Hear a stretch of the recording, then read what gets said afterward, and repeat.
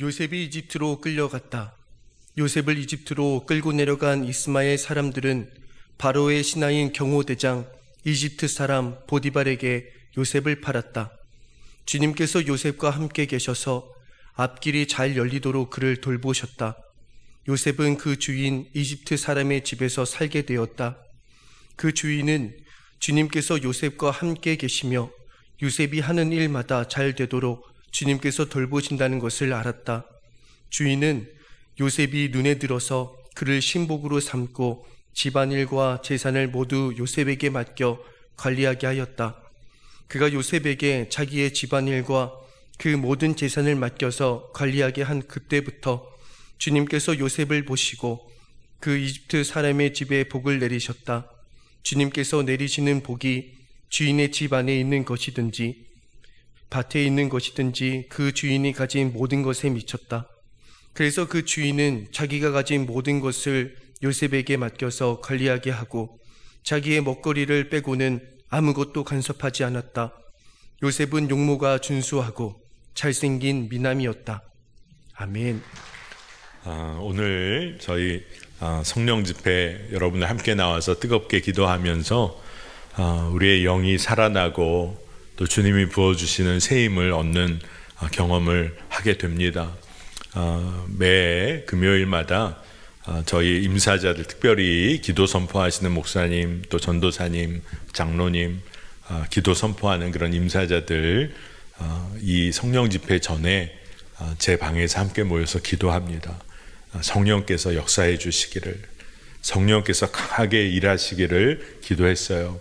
오늘 기도한 다음에 목사님들과 오늘 연휴의 시작이기도 하고 어제부터 연휴가 시작된 분들도 있고 성령 집회에 오늘 어떻게 모일지를 모르겠는데 오늘 기도 선포하고 말씀 전하고 우리가 오늘 집회를 주 안에서 이끌어갈 때 오늘 마치 이 성전이 믿음의 예배자로 가득 찬 것처럼 우리가 그 믿음을 가지고 오늘 기도하고 예배하자, 그러면서 기도했어요.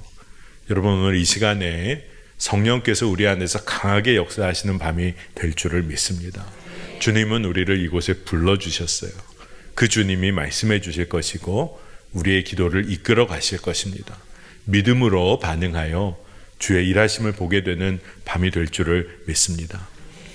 많은 사람들이 이 땅에서 삶이 잘 풀리기를 원합니다. 그리고 형통하기를 구합니다. 아마 사람이라면 다 그런 마음이 있죠. 인지상정이죠.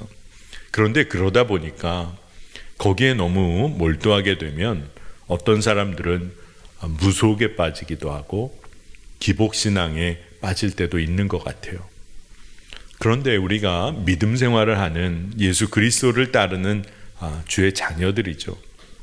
그런데도 우리가 하나님 앞에서 내가 무엇인가를 잘 해야지만, 하나님 앞에서도 내가 무슨 성과를 이루어야지만 주님이 내 삶을 잘 이끌어 주시지 않을까, 이런 오해를 하며 믿음 생활할 때가 있습니다.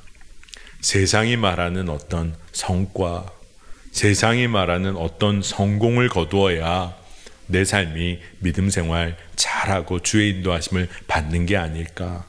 여러분, 아니에요.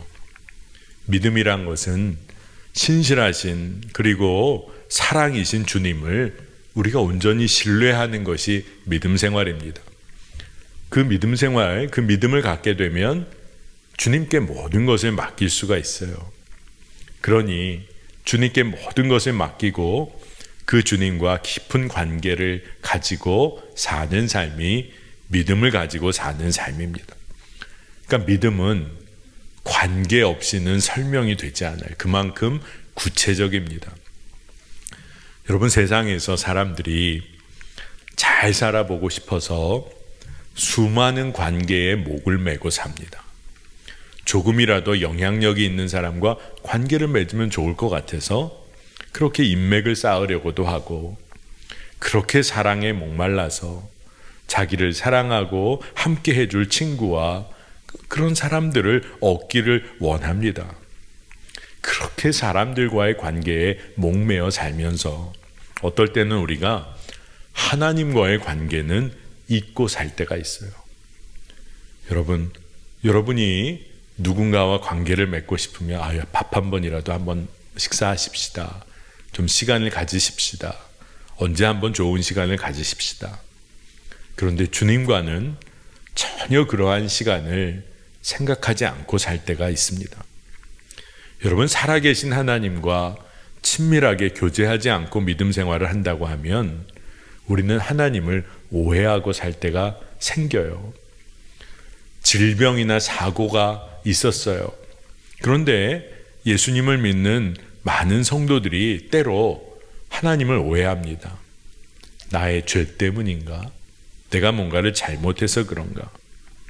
일면 하나님께서 그렇게 징계하시는 것일까? 그렇게 우리가 생각할 때가 있습니다. 그러나 한 가지를 놓치면 안 되는 거죠. 하나님은 징계하실 때 사랑으로 징계하십니다. 하나님은 모두에게 늘 은혜와 사랑의 하나님이세요. 품어주시고 붙잡아 주시기를 원하시는 분이 하나님이십니다. 그러니 우리가 그 하나님이 우리와 함께하고 계시다. 그것을 믿고 정말로 그것이 내 삶에 믿어지는 삶, 그게 형통한 삶입니다. 주님이 나와 함께 하신다. 이게 믿어지는 자, 그가 형통한 길을 걷습니다. 믿음의 사람이 걷는 길이 어떠한 것이어야 할까? 이것을 가장 선명하게 보여주는 성경의 인물이 있다면 그 중에 한 사람이 요셉일 거예요. 하지만 요셉을 어떤 눈으로 바라보느냐에 따라 아마 어떤 분들은 과연 요셉이 형통한 삶을 산 건가 질문하는 분도 있을 겁니다. 그토록 고생했는데 그게 뭐가 형통이야? 그의 인생이 그토록 어렵게 이어졌는데 나중에 가서 그게 뭐가 형통이야? 여러분, 편하고 안정적인 삶, 물질적인 풍요와 사람들의 인정으로만 삶을 평가해 보면 아마 그렇게 생각할 수가 있어요. 요셉의 삶이 뭐가 형통이야? 그가 말년에나 인생이 풀렸지. 그렇게 고생하고 사는 거 그게 뭐가 형통이야?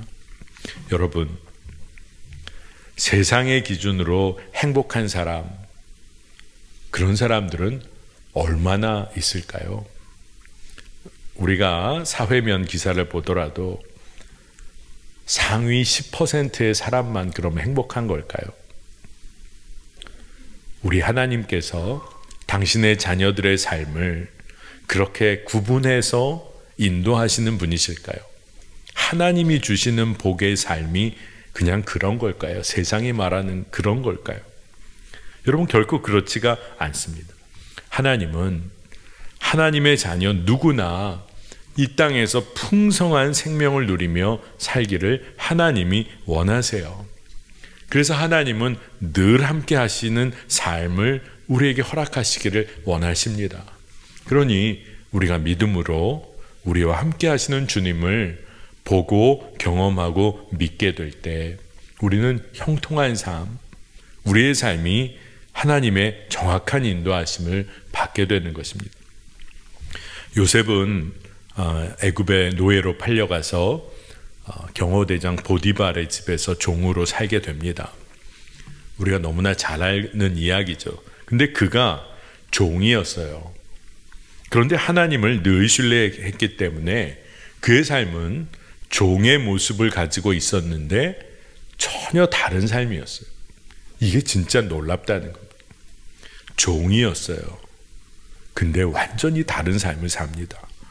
창세기 39장 2절 3절 세 번역으로 보면 주님께서 요셉과 함께 계셔서 앞길이 잘 열리도록 그를 돌보셨다. 요셉은 그 주인 이집트 사람의 집에서 살게 되었다. 그 주인은 주님께서 요셉과 함께 계시며 요셉이 하는 일마다 잘 되도록 주님께서 돌보신다는 것을 알았다. 진짜 놀라운 말씀이죠. 요셉이 종이었는데 그의 삶은 정확하게 하나님이 인도하시고 돌보셨다는 거예요. 심지어 보디발이라는 이 이집트 사람이 믿음이 있는 사람이 아니었잖아요. 그런데 요셉이 살아가는 삶의 그 모든 것을 옆에서 보면서 하나님이 요셉을 이끄시는구나. 믿지 않는 이집트 사람 보디발이 그것을 알 정도였어요. 진짜 놀라운 말씀. 그런데 오늘 말씀에 주목해 볼 것이 주님께서 요셉과 함께 계셔서, 주님이 함께 계셔서 그의 삶을 열어주셨다는 거예요. 여러분, 이 세상을 우리가 살아갈 때 진짜 준비하고 살아가야 할 것이 하나가 있어요. 그것은 세상에서 다른 사람보다 경쟁에 앞서고 많은 노력을 하고 준비를 하는 것이 아니라 임마누엘 하나님을 믿고 누리느냐, 내가 주님과 함께 길을 걷고 있느냐, 이것이 가장 중요한 것입니다.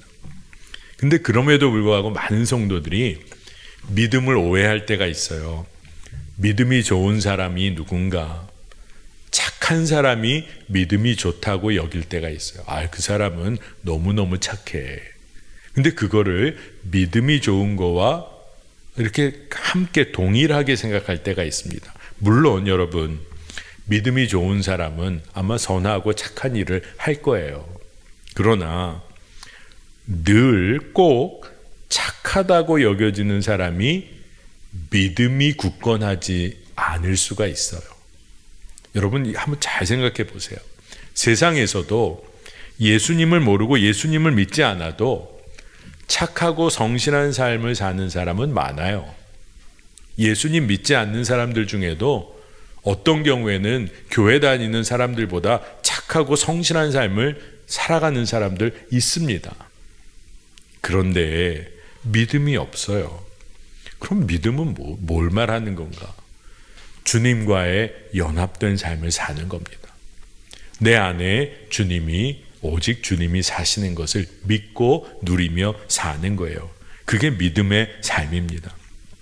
그러니 믿음의 삶, 주님과 늘 함께하는 그 길에 주님이 정확하게 그의 삶을 이끌어 가십니다.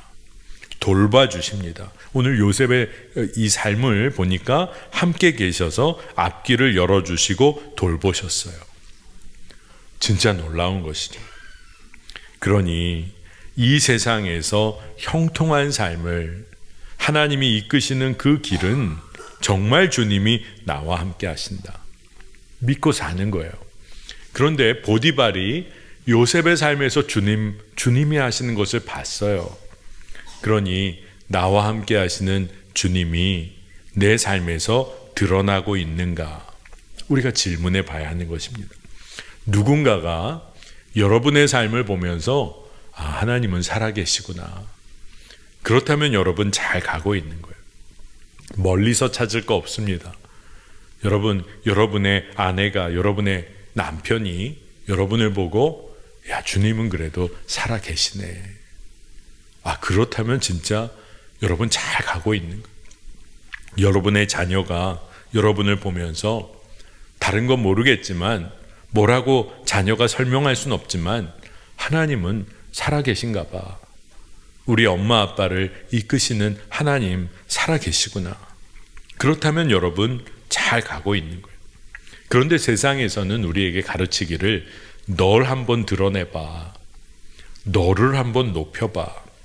그러니까 우리는 어떨 때 유혹에 빠집니다. 나를 드러내고 싶어요.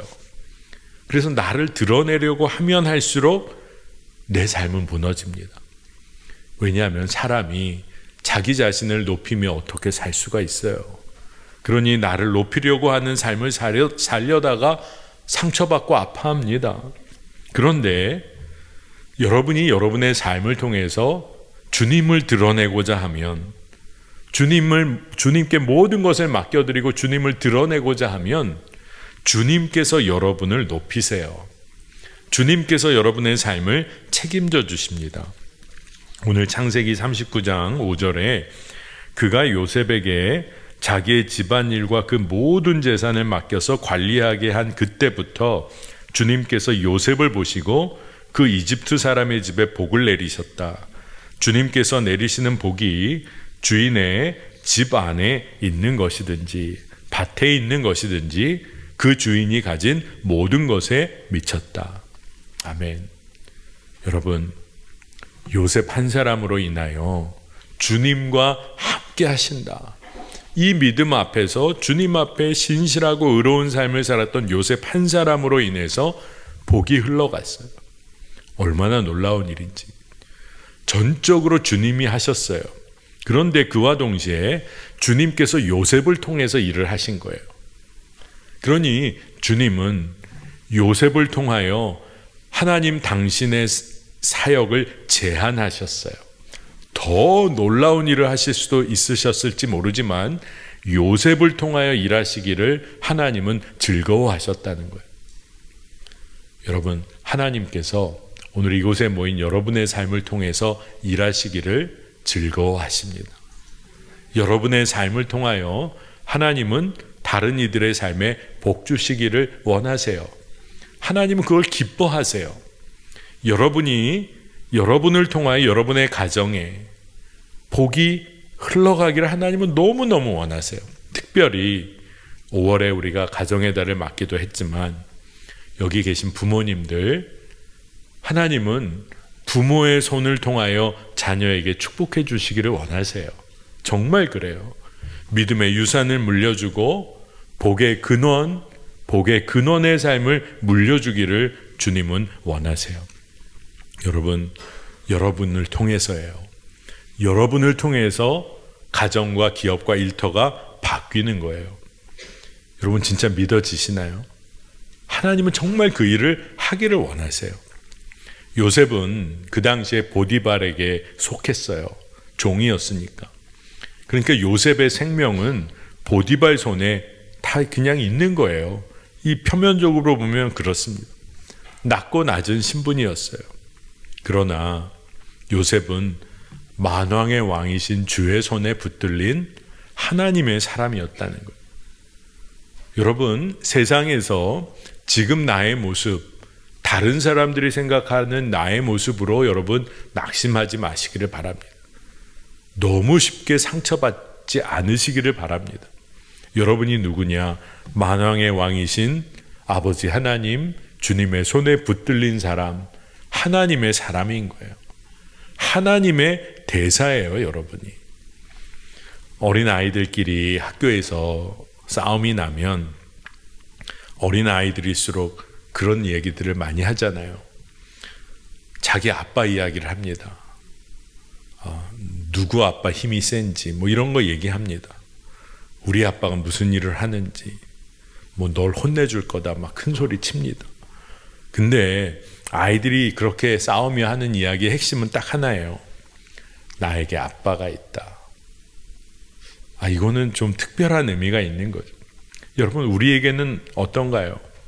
생명을 허락해 주시고 십자가에서 생명을 내어주시고 지금 성령으로 함께 하시는 주님이 나와 함께 계신다.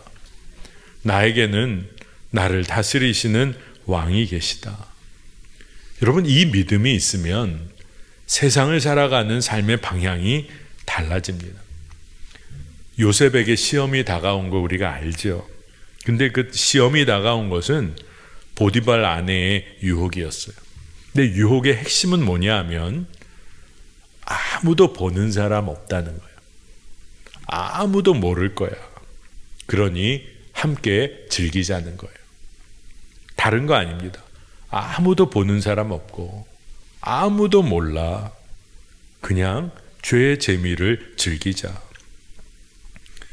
여러분, 사람들의 마음이 그래요.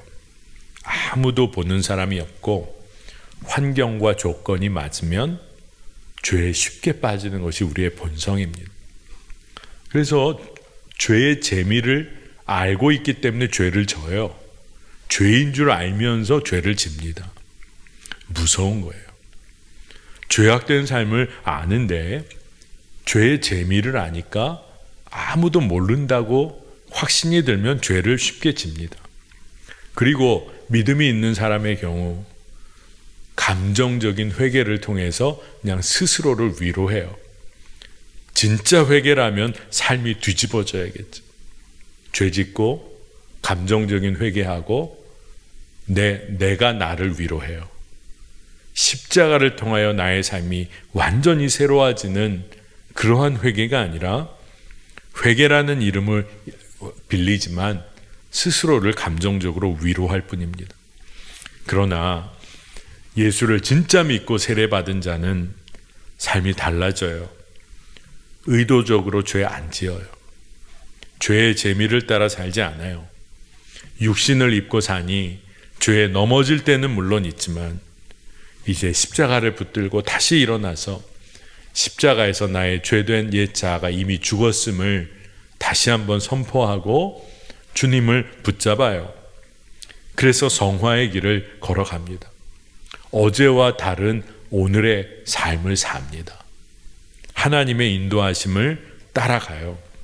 그래서 성경이 분명히 말하기를 세례받은 자, 그리스도와 함께 십자가에서 죽고 다시 산 자는 죄의 종노릇하지 않는다고 그랬어요. 이 얘기는 뭐예요? 내가 죄의 종노릇 아니면 나는 누구를 주인으로 붙잡고 사는 거예요? 하나님이 내 삶의 주인이시다. 그리고 살게 됐다는 거예요. 세상이 더 이상 우리를 참소하지 못합니다. 여러분 다 그런 경험 있으실 거예요. 어느 날 삶이 무너졌어요. 예배의 삶도, 기도하는 삶도, 심지어 가족에게도 사랑하며 사는 삶 다 무너졌어요. 근데 그때 더 비참한 게 마음속에 세상의 영이 참소하는 소리가 들립니다. 너 원래 그랬잖아. 뭘 그렇게 힘들어해. 그냥 그렇게 살면 돼. 막 세상의 참소 소리가 들립니다. 죄에 대하여 더 패배주의적인 삶을 살도록 세상이 우리를 막 무너뜨리려고 해요. 근데 여러분, 주님의 이름을 불러야 돼요. 예수의 이름을 불러야 돼요. 주님이 내 안에 살아계시다. 이게 믿어지면 예수의 이름으로 분명히 선포해야 되는 것입니다. 예수의 이름으로 떠나가라. 주님께서 나를 구원하셨다. 믿음의 선포를 해야 되는 겁니다. 여러분, 이 믿음이 분명하면 죄에 넘어질지라도 다시 일어나요. 100번 넘어지면 101번 일어나면 되는 거예요. 주님을 붙잡으면 되는 겁니다. 보디발의 아내의 유혹이 강력한 유혹이었어요. 아무도 보지 않는다.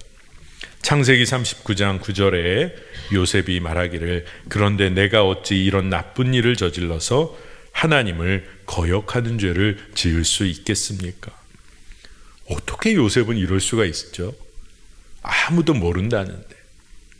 아무도 몰라요. 근데 어떻게 이렇게 담대하게 이야기할 수 있습니까? 그가 자기가 누구인지가 너무 분명했던 거예요. 자기는 하나님의 사람이다. 나는 하나님께 속한 자다. 하나님이 지금 내 삶을 돌보시고 지금 나를 바라보시고 나와 함께 하신다. 이게 분명하니까 어떻게 하나님 앞에서 하나님을 거역하며 살겠습니까? 사실 요셉에게도 종이었지만 보디발의 그 집안의 모든 것을 관리하는 권한과 힘을 갖게 됐어요. 그러나 힘과 권한이 있을지라도 요셉은 너무나 분명히 나는 하나님의 사람이다. 그러니까 하나님의 사람, 하나님의 자녀라면 요셉은 스스로 마음대로 해서는 안 되는 일 분명히 알고 있었어요. 욕구와 욕정을 따라 사는 삶, 왜 유혹이 없겠어요? 그러나 하나님 앞에서 멈춰야 할 일이 있다. 욕구를 따라 살지 않고 하나님의 뜻대로 말씀대로 살아야 한다는 게 너무너무 분명했어요. 왜냐하면 생명을 지키는 일과 죽음에 이르는 길이 있다는 것을 그가 알았기 때문이에요. 하나님과 늘 함께하는 삶을 통해서 그는 알고 있었어요. 사도 바울이 고백하기를 갈라디아서 5장 24절 이하에 그리스도 예수께 속한 사람은 정욕과 욕망과 함께 자기 육체를 십자가에 못 박았습니다. 우리가 성령으로 삶을 얻었으니 우리는 성령이 인도해 주심을 따라 살아갑시다. 아멘. 그리스도의 사람, 그리스도께 속한 사람의 삶의 결국 그 방향은 성령이 이끄시는 대로. 우리 주님께서 성령으로 우리 안에 살아 역사하신다. 그러면 성령이 이끄시는 대로. 죄의 유혹이 있었어요. 요셉이 말합니다. 내가 어찌 이런 나쁜 일을 저질러서 하나님 앞에서 하나님을 거역할 수 있겠습니까? 어떻게 죄를 짓겠습니까? 주님이 함께 하심을 믿는 자는 말 한마디도 허튼 소리 할 수가 없어요. 주님이 지금 나와 함께 하시는데 어떻게 죄의 재미를 좇으며 살겠습니까? 근데 많은 분들이 주님이 나와 함께 하신다는 걸 감시하시는 걸로 잘못 생각할 때가 있어요. 너무 무섭다. 나를 일거수일투족을 다 감시하시는. 아니에요. 여러분이 결혼하고 또 연애하고 사랑하는 가족과 함께하고 함께하는 것이 기쁨이면 함께하는 그 시간에 모든 초점이 맞춰져요. 죄의 유혹에 무너지질 않아요. 그 시간이 너무 귀하기 때문에. 끈질긴 유혹이 있었고 보디발 부인의 모함이 계속돼서 남편 보디발이 결국 아내 말을 믿고 분노하죠. 요셉이 하나님의 사람이라는 것을 보디발은 알았어요. 하지만 결국 아내 말을 따르며 요셉을 믿지 못합니다. 세상이 여러분이 의로운 길을 가고 하나님의 뜻을 따라갈 때 세상도 여러분을 넘어뜨리려고 해요. 세상이 공격합니다. 모함합니다. 근데 요셉은 어떻게 이러한 세상의 모함과 유혹 그리고 무너뜨리려는 이러한 모든 것들을 다 감당하고도 남을 수 있었을까요? 만약에 요셉이 그의 이 땅에서의 주인 보디발을 그가 의지했다면, 왜냐하면 보디발이 자기를 발탁하고 그리고 써줬으니까, 정말 보디발을 의지하는 삶을 살았다면 요셉은 아마 바로 여기서 무너졌을 거예요. 보디발 의지하고 살았던 삶이었다면 요셉은 여기서 완전히 다 무너져 버렸을 겁니다. 그런데 요셉은 주님을 의지하며 살았어요. 세상 신뢰하고 산 거 아니에요. 세상 의지하지 않았어요. 오히려 요셉에게 세상은 하나님의 뜻대로 섬기고 사랑할 대상이었던 거예요. 정말 세상은 우리가 섬기고 사랑함으로 세상을 주께로 돌아오게 해야 하는 거죠. 요셉이 감옥에 갇히고 고난의 길에 놓입니다. 세상의 눈으로는 고난의 길인 것 같았지만 여호와 하나님께서 요셉과 여전히 함께하고 계셨어요. 주님이 함께하고 계시니까 요셉은 여전히 하나님의 가장 선하신 계획 속에 놓여 있었던 거예요.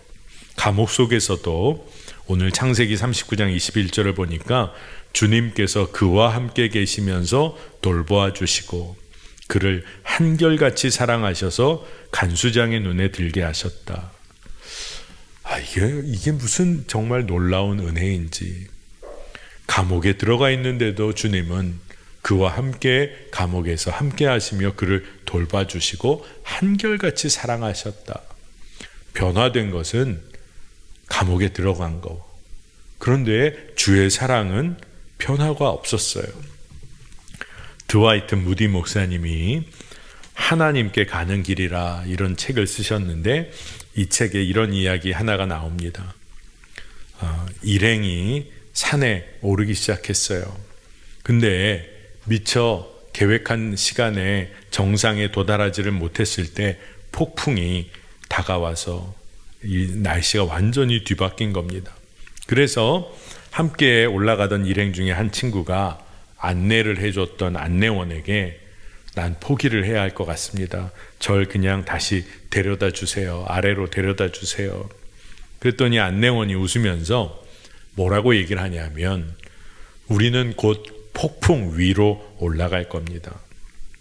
그리고 그들이 얼마 동안 계속 걸어간 다음에 위로 올라가서 아주 여름 저녁과도 같은 아주 고요하고 아주 평온한 장소에 도달을 했어요. 위에서 내려다 보니까 골짜기 아래에 무서운 폭풍과 천둥이 치고 번개가 번쩍이는 모습을 볼 수가 있었는데, 그러나 산 꼭대기, 올라간 산 꼭대기는 평온했어요. 오랫동안 이 산 안내를 했던 그 안내원이 말하기를 당신 주위의 모든 것이 캄캄하다고 할지라도 조금만 더 올라가면 그 어두움은 사라질 겁니다. 그런 이야기를 했다는 거예요. 여러분, 우리가 어두운 때, 폭풍의 시간을 만날 때가 있어요. 그러면 우리가 폭풍과 그 어두운 터널에 온갖 집중이 되어서 당황하죠. 어찌해야 할 바를 모릅니다. 그런데 우리가 더 주목해야 할 것은 그때 나의 길을 이끌고 계신 주님을 더욱 바라봐야 하는 거예요. 그 주님과 함께 길을 걸으면, 그러면 이제 어둠이 사라지고 어두운 터널이 끝나고 주님이 이끄시는 그 은혜의 삶을, 형통한 삶을 누리게 되는 거예요. 여러분, 오늘 창세기 39장 23절에 그렇게 된 것은 주님께서 요셉과 함께 계시기 때문이며 주님께서 요셉을 돌보셔서 그가 하는 일은 무엇이나 잘되게 해주셨기 때문이다. 아멘. 오늘 창세기 39장 전체를 여러분 다시 한번 묵상해 보면 주님이 요셉과 함께 계셔서 그를 돌보시고 그를 잘되게 하셨다. 개역 개정성경에는 그것을 형통하다 이렇게 번역해 놨어요. 이상할 정도로 오늘 말씀은 주님이 함께 계시다. 이것을 반복해서 강조합니다. 자, 그렇다면 세상을 살아가는 주님의 사람들이 이 세상을 사는 방법이 뭘까요? 임마누엘 하나님을 믿고 사는 거예요. 주님이 함께 계시다. 이 믿음을 잃지 않는 겁니다. 세상 사람들과 세상과 하나님의 사람이 다른 것이 뭘까요? 첫 번째가 하나님의 살아계심이 믿어지는 거예요. 지금도 나와 함께 하시다. 이게 진짜 믿어져요. 여러분, 다윗이 얼마나 위대한 하나님의 사람이었어요. 근데 다윗은 늘 기뻐하며 고백할 때 핵심의 내용이 주님이 늘 함께 하신다는 것을 기뻐했어요. 시편 16편 8절에 주님은 언제나 나와 함께 계시는 분, 그가 나의 오른쪽에 계시니 나는 흔들리지 않는다. 다윗이 얼마나 어려운 일도 많이 겪었습니까? 그런데 그는 늘 나의 오른편에 주님이 함께 하신다. 이걸 믿고 살았던 사람이에요.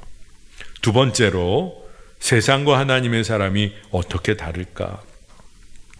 주님이 함께 하심이 이제 믿어지고 보여지니까 삶의 자세와 태도가 달라져요. 삶이 달라져요. 어떻게 달라질까요? 누가 보든 안 보든 자신에게 맡겨진 일을 책임감 있게 합니다. 주님 앞에서 착하고 충성된 종의 삶을 살아요. 세상 사람들이 안 알아줘도 마지막 때에 주님이 나를 보시고 착하고 충성된 종아, 그 말 한마디를 듣기 위하여 사는 삶이에요. 주님이 나와 함께 하시다. 이게 믿어지면 정말 삶이 달라집니다. 세 번째로 홀로 있을 때의 삶이 달라져요. 홀로 있을 때 거룩한 삶을 살아요. 홀로 있을 때 하나님과 더 깊은 은혜를 누리며 삽니다. 세상 사람들은 홀로 있을 때 죄 짓는 시간이에요. 아무도 모르는 시간에 나를 위해서 사는 시간이에요. 그런데 정말 하나님이 나와 함께 하심을 믿고 사는 사람은 홀로 있을 때 하나님과 깊이 교제하는 시간을 가져요. 은밀히 더 깊은 은혜를 사모하며 그 시간을 보냅니다. 여러분, 그런데 아직 우리가 성숙한 믿음의 길을 아직 경험하지 못하고 그 길로 나아가지 못하신 분들은 어떻게 해야 할까? 홀로 있을 때가 위험한 시간이죠. 그러면 홀로 있을 때보다 믿음의 동역자들과 함께 있는 시간을 갖는 것이 지혜로워요. 우리는 압니다.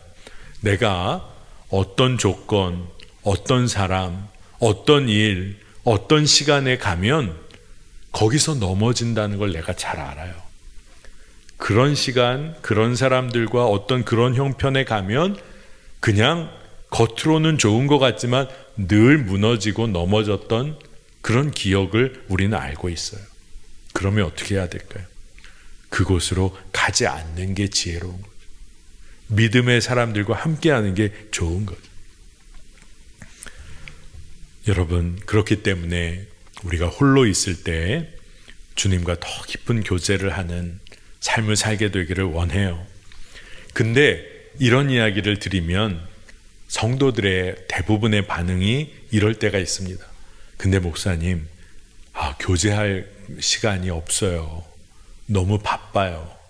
바빠서 교제할 시간이 없어요. 예수는 누구인가? 라는 책을 쓴 존 오트보그 목사님이란 분이 계신데 그분이 이렇게 책에 쓴 문장이 있어요. 바쁨은 친밀함의 적이다. 압박은 친밀함의 적이다. 또 스트레스는 친밀함의 적이다. 악마는 우리로 죄를 짓게 할 수 없다면 대신 바쁘게 한다는 옛 속담이 있다. 악마가요, 우리로 하여금 죄에 무너지고 죄를 짓게 하려고 온갖 술수를 쓰는데 안 된다. 그러면 어떻게 한다? 우리를 바쁘게 한다는 거예요. 바빠서 기도할 시간도 없고, 바빠서 힘들어서 예배드릴 시간도 없고, 바빠서 말씀대로 순종할 생각도 못하고. 여러분, 시간이 없기 때문에 내가 주님께 예배하고 주님과 교제할 시간이 없다. 시간이 많으면 달라질까요? 안 그래요. 정말 중요한 것은 내가 홀로 있을 때 주님과 친밀히 교제한 경험이 없는 사람은 시간이 많든 적든 넘어져요. 그런데 주님이 지금 나와 함께 하신다. 영적인 감각이 이제 깊어져서 믿고 경험하기 시작하면 달라진다는 거예요. 네 번째로, 여러분, 주님이 함께 하심을 믿고 살아가기 시작하면 낙심될 만한 일을 만나도 다시 기도하며 일어나요. 그게 달라요, 세상 사람들이랑. 여러분, 낙심할 일을 만나면 예전 같았으면 여러분 넘어지면 여기서 끝인 줄 알고, 근데 아니에요. 더 깊은 나락으로 떨어지기가 십상이었는데 이제는 나를 위한 주의 십자가, 이 믿고 세상의 영에게 선포하는 거예요. 나는 주의 보혈로 죄 씻음을 받았고 나에게 죄의 문제는 나를 결코 정죄함 할 수 없고 예수의 이름으로 명하노니 어둠의 권세는 떠나갈지어다. 담대히 선포하며 기도하고 일어서게 됩니다. 마지막으로 세상 사람들과 다른 아주 특별한 그런 다른 점이 있다면, 세상 사람들은 어떻게든 나를 위해 살아요. 그런데 이제 하나님의 사람은 주를 위한 인생을 삽니다. 그리고 그 인생의 길에서 이제 주변 사람들에게 은혜와 복의 통로가 돼요. 여러분, 여러분의 자녀가, 여러분의 가족들이, 여러분의 주변의 사람들이 복받기를 원하십니까? 여러분이 복의 통로가 되면 돼요. 주님이 내 안에 계시다.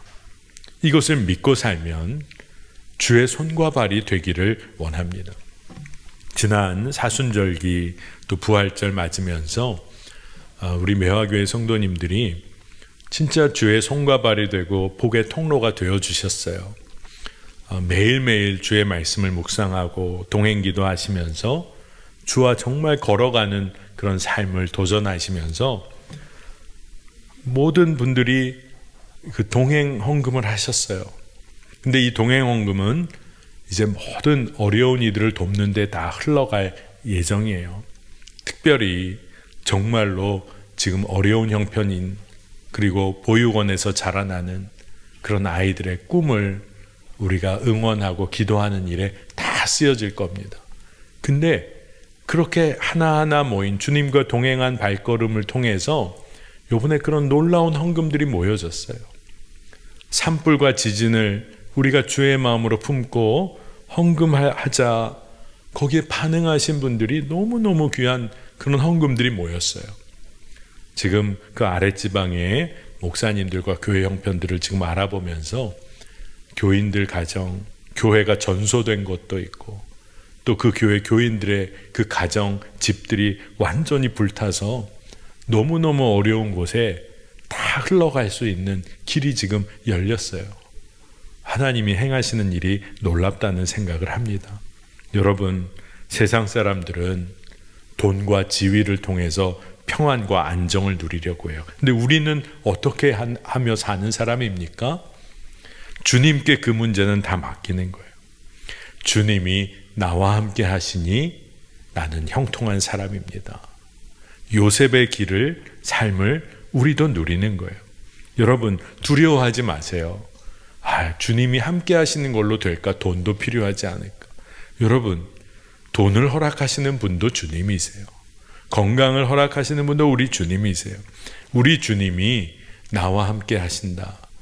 내 인생에, 내 삶에 완전한 부모님이 되어주시는 하나님, 나에게 생명을 주시고 구원하시고 지금 나와 함께 하시는 분이 지금 나의 삶을 이끄시는데 뭐가 두렵겠어요? 그러니 이 믿음이 있는 사람이 기도도 담대히 합니다. 우리가 뭐 맡겨놓은 것도 없어요. 근데 우리는 믿음이 있어요. 내가 하나님께 속한 사람이고 하나님의 자녀다. 그러면 기도가 달라져요. 믿음의 기도가 터져 나와요. 나의 삶을 위해 기도하는 건 이제 완전히 다 해결됐어요. 주께 다 맡겼어요. 그러니 하나님 나라와 의를 위해서, 이 땅에 공의와 사랑이 이루어지는 일을 위해서, 선교지를 위해서 열방을 품고 기도하는 기도가 터져 나오는 거예요. 근데 그 기도를 했는데 주님은 그것을 기뻐하시며 우리를 복의 통로로 끊임없이 사용하세요. 여러분, 밑빠진 독을 어떻게 채웁니까? 근데 한 가지 방법이 있다면 놀라운 바다, 큰 물에 그 밑빠진 독이 잠기면 돼요. 우리의 인생이 깨어지고 밑빠진 독 같은 그런 삶인데 하나님의 사랑에 잠기면 하나님의 사랑으로 가득 차요. 그리고 하나님의 사랑이 우리 위에 계속 끊임없이 부어지면 흘러갈 놀라운 은혜의 통로가 되는 줄을 믿습니다. 여러분, 세상과는 다른 인생을 살도록 부름받은 우리의 삶인 줄로 믿고 오늘 우리의 기도가 큰 힘을 얻는 밤이 되기를 축복합니다. 자, 오늘 이미 주님이 말씀으로 우리의 마음에 허락하신 것이 있으니까 이제 믿음의 찬양 올려드리고 함께 합심하여 기도하겠습니다.